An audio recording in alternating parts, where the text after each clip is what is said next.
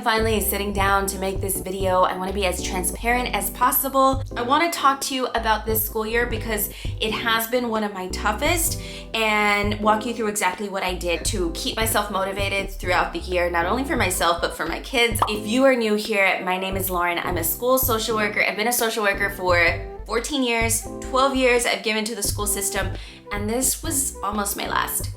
Let's jump into this video. Let's talk about the climate of schools in general. If you're working in a school, please give me a like or let me know what type of population you're working with. There's elementary, middle school, high school. I've done it all. This past year though, I was a district social worker, meaning I serviced specific students that fell under my population, which was teen parents. And I also provided school-based therapy to students that were referred over to me since I have my clinical license.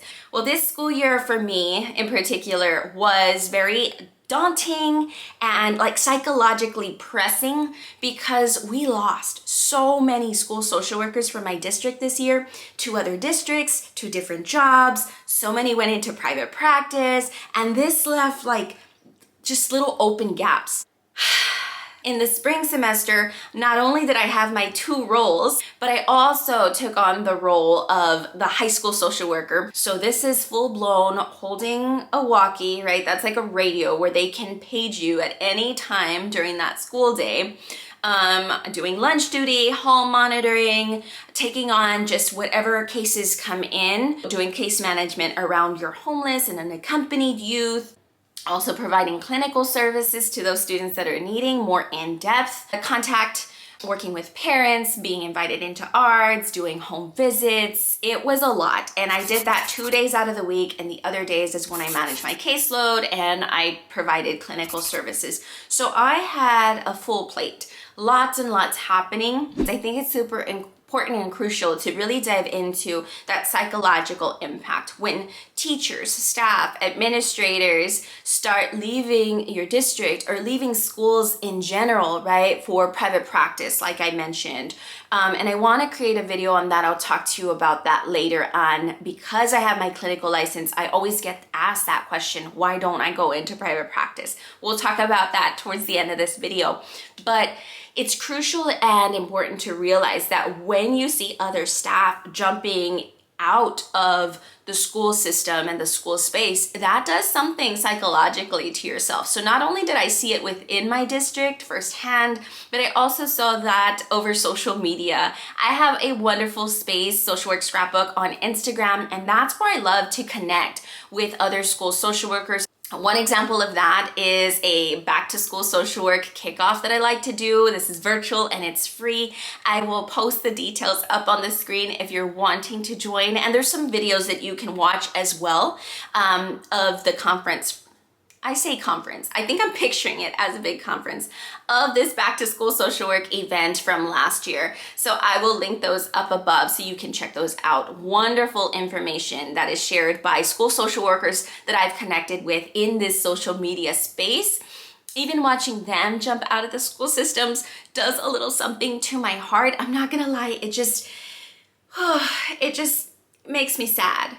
That's why I create this space to bring even more social workers into this school social work space. It is not easy. I think I have to preach more to that. I hold this space here on social media to show you what I do in the day-to-day. Try not to compare. I know it's human nature to do so, but when we do that is when we start burning ourselves out or judging ourselves and what we're producing. This is important for me to share because this is what led to the tears that I was talking about. I started feeling like I wasn't doing enough in my district. I started feeling imposter syndrome, and this had not happened to me, guys, in decades. I think imposter syndrome and burnout and the lack of self-care are all interconnected. I did not do a good job on self-care this year at all. Like, it tanked. I had to take several social media breaks because I felt like I wasn't coming up this year very transparently or authentic, and I really couldn't find the light this school year.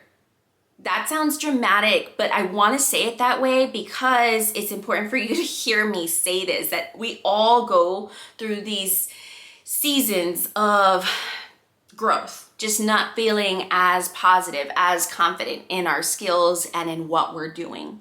I mentioned before that I think it's all interconnected to imposter syndrome and, just what's going on in our life, of course.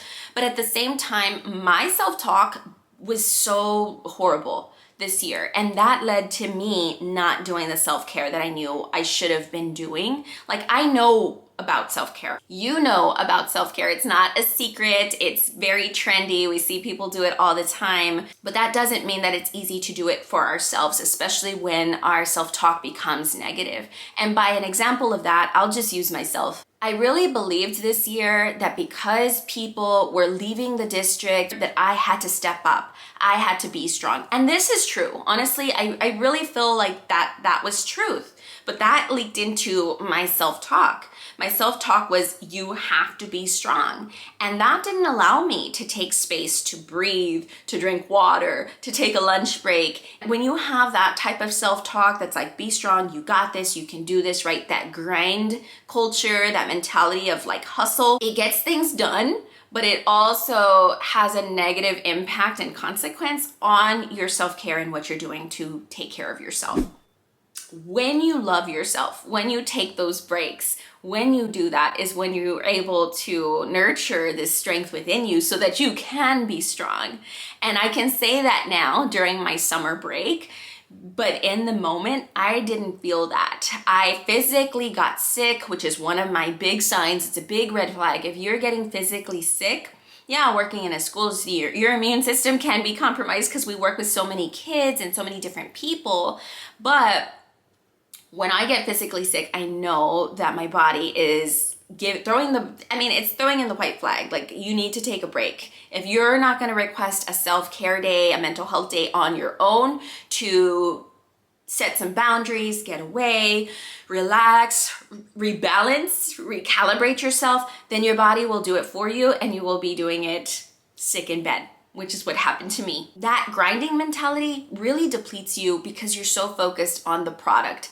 And as you may know, in social work, it's very rare and far between to see the product of what we're doing. We are planting seeds in school social work. A lot of times, the talks, the coping skills, what you're giving and providing to families and students, teachers, staff, you're not gonna see the product of that within the month, within the school year sometimes. And that's the gist of it.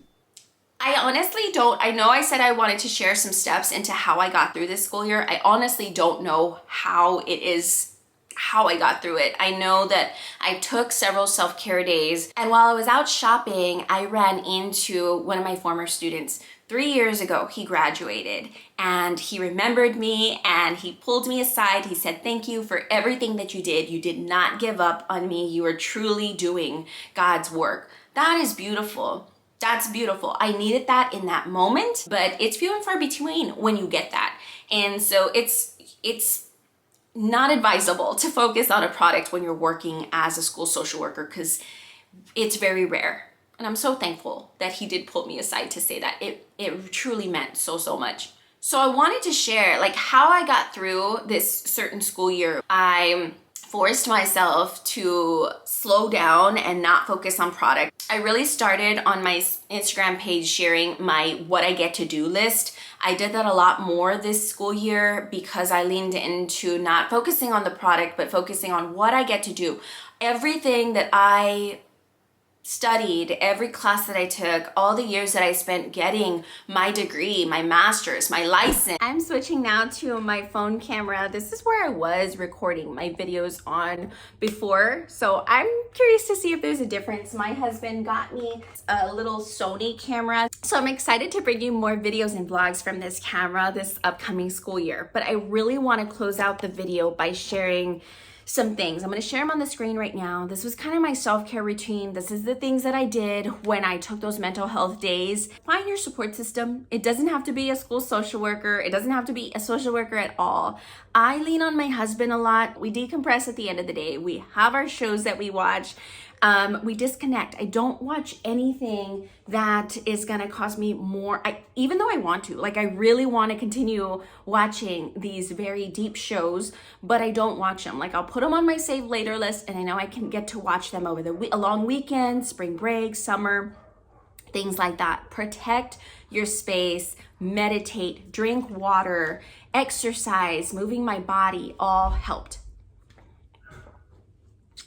Next year, I will be able to hold just one population, clinical, and be a school-based therapist, which I'm so excited. I feel like I'm being thrown a little buoy, a little lifeline to float on for another few years through this school social work space, and I can't wait to share some vlogs on that. But I want to make a video on why I haven't taken a leap into working in private practice or starting a private practice of my own. It has been something that's been on my mind, but I want to share because I get that question often. Until then, I'm gonna post a video up on the screen that I think will help out, especially if you related to a lot of what I was talking about in the schools, the burnout, having all the hats on and not knowing who to turn to. This is how I got through working in schools again after years and years of not holding a school-based social work position. So check that video out next. Thank you so much for tuning into my video. I hope this helped you in some way. Until next time, I'm wishing you so much social work success. Bye guys.